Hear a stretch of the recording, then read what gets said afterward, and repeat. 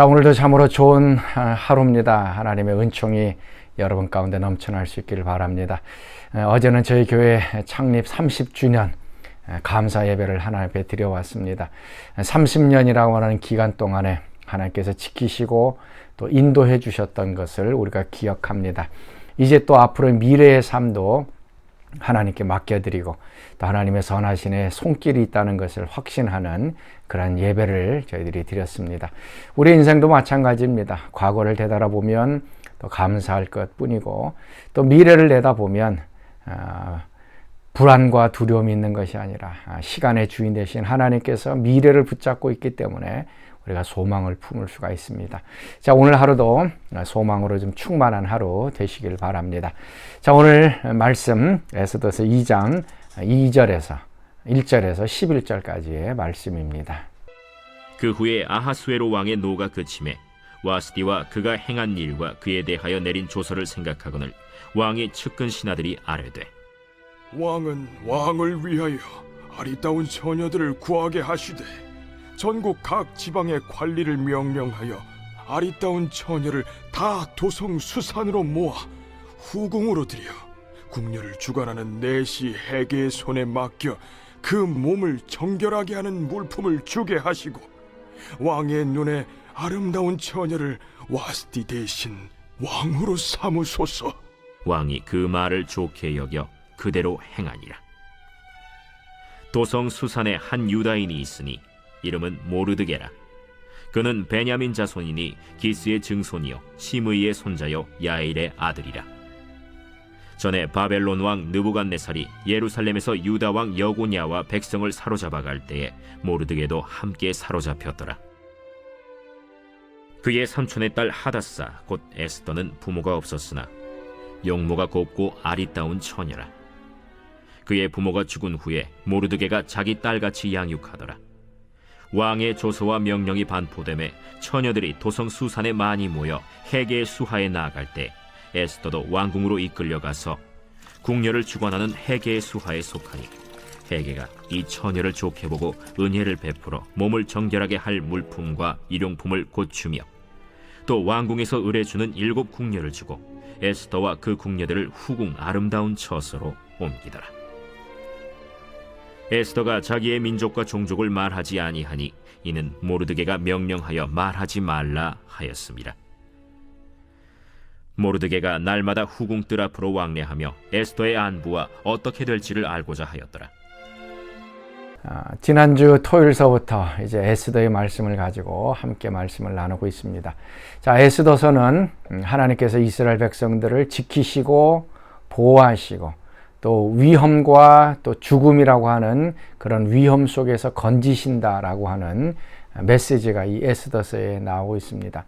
어려운 환경, 죽을 위기를 역전으로 바꾸어서 다시 새로운 생명을 얻게 하시는 하나님의 손길, 특별히 그것을 에스더를 통하여서 이루었다라고 하는 것이 바로 이 에스더서의 주제입니다. 그래서 우리가 에스더서를 바라볼 때는 하나님께서 우리의 삶의 환경들을 어떻게 큰 안목으로 이끌어가고 계시는가, 또 보호하고 계시는가, 또 죽음의 상황을 또 생명을 주시는 상황으로 바꾸시는가, 또 역전시키시는 그런 하나님의 손길들을 우리가 보게 되고 또 그것을 기대할 수가 있습니다. 그래서 우리가 에스더서의 말씀을 바라보면서 또 여러분의 삶이 또 위기와 어려움 가운데 있을 때에 하나님은 여러 손길들 통해서 환경을 배치하시고 사람을 쓰면서 우리의 인생을 역전시키는 것을 좀 기대하면서 좀 소망을 품고 이 말씀을 같이 볼 수 있기를 바랍니다. 자, 1절 말씀입니다.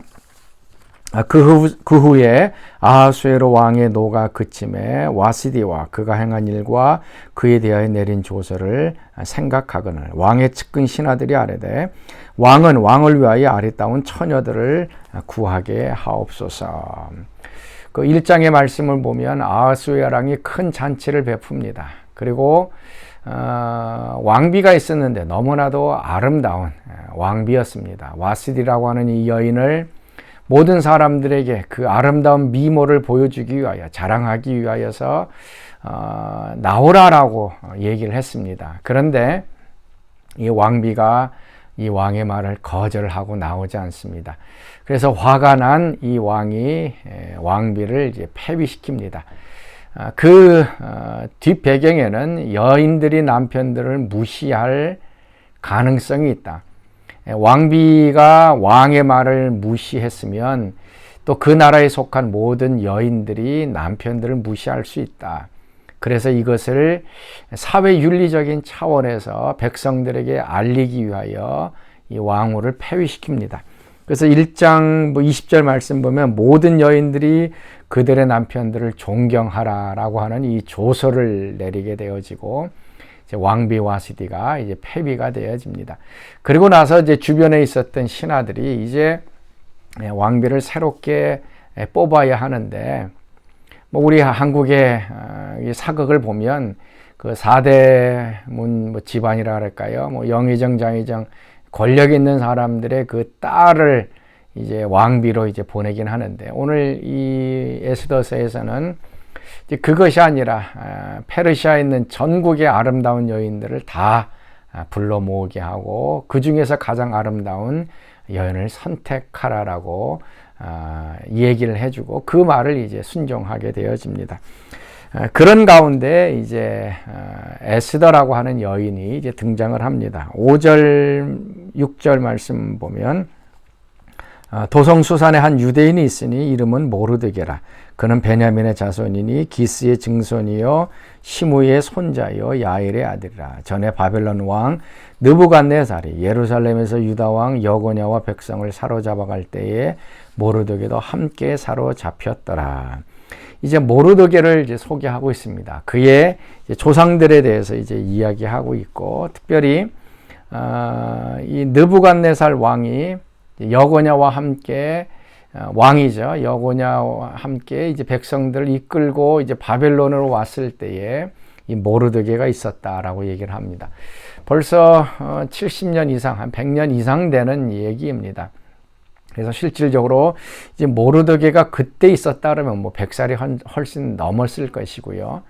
그렇지 않고 그 조상들의 이름은 이었다 그러면은 이제 그 어떻게 해서 모르드게가 이 수산성에 왔는지를 보여주고 있습니다.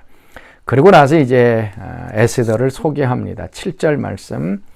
그의 삼촌의 딸 하다사 곧 에스더는 부모가 없었으나 용모가 곱고 아름다운 처녀라. 그의 부모가 죽은 후에 모르드게 자기 딸같이 양육하더라. 삼촌에게 딸이 있었는데 삼촌이 죽자 이 모르드게가 이 에스더를 이제 딸같이 양육합니다. 이제 오늘 본문에는 이 에스더의 이제 유대인 이름이 나옵니다. 유대인 이름이 이제 하다사라고 얘기를 하고 이제 에스더라고 하는 이름은 페르시아의 이름입니다. 자, 하다사. 이제 성경의 이름이 이제 두 가지가 나오게 되면 이건 이제 이 사람의 인생이 아주 하나님에 의해서 극적으로 전환됐다라고 하는 것을 이제 보여주고 있습니다. 자, 히브리어 이 하다사라고 하는 이 단어의 뜻은 이제 머틀이라고 하는 이제 꽃입니다. 사막에 피어나는 이런 꽃인데 성경에서는 이제 화석류라고 하는 단어로 번역이 되어져 있습니다. 에스더는 이제 별, 스타라고 하는 이제 뜻이 있고요. 그 다음에 이 하다사라고 하는 것은 화석류라고 하는 겁니다. 사막에서 피어나는 아주 이쁜 꽃입니다. 사계절, 사시사철 피어나는 그러한 꽃입니다. 이사야서 41장 19절 말씀 보면 이렇게 말씀합니다. 내가 광야에서 백향목과 십딘나무와 화석류와 들감람나무를 심고 사막에는 잣나무와 소나무와 황양목을 함께 두리라. 광야에 이 화석류 나무를 심겠다라고 말씀합니다. 그리고 이사야서 55장 13절 말씀 잣나무는 가시나무를 대신하여 나며 화석류는 찔레를 대신하여 날 것이라. 이것이 여호와의 기념이 되며 영영한 표징이 되어 끊어지지 아니하라. 여기서 보는 화석류가 찔레를 대신하여 날 것이다. 가시나무나 찔레를 대신해서 이 화석나무가 심겨질 것이다.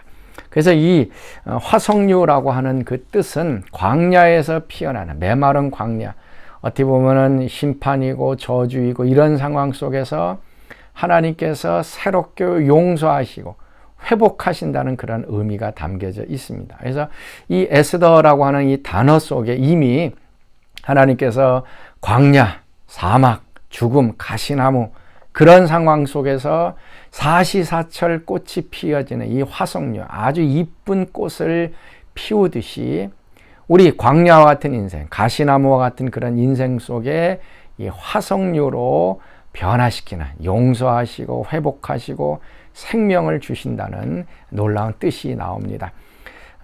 성경에서 이름이 두 가지 나오는 것은 그 인생 속에 새로운 변화가 180도 일어났다는 얘기입니다. 특별히 회복하시고 용서하시는 하나님의 은혜의 역사가 일어났다는 얘기입니다.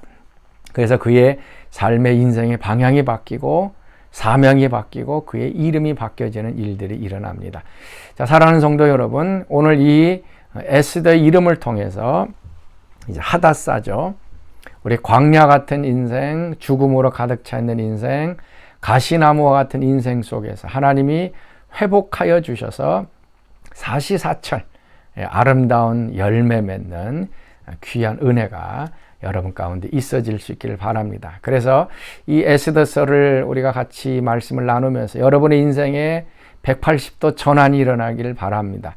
여러분의 이름이 바뀌어지고 사명이 바뀌어지고 인생의 방향이 바뀌어지는 놀라운 축복이 여러분 가운데 있어질 수 있기를 바랍니다.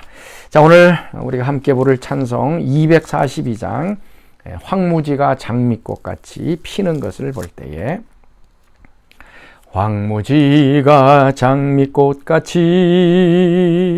피는 것을 볼 때에 구속함에 노래 부르며 거룩한 길 다니리. 거기 거룩한 그 길에 검은 구름 없으니 낮과 같이 맑고 밝은 거룩한 길 다니리. 하나님의 아름다움과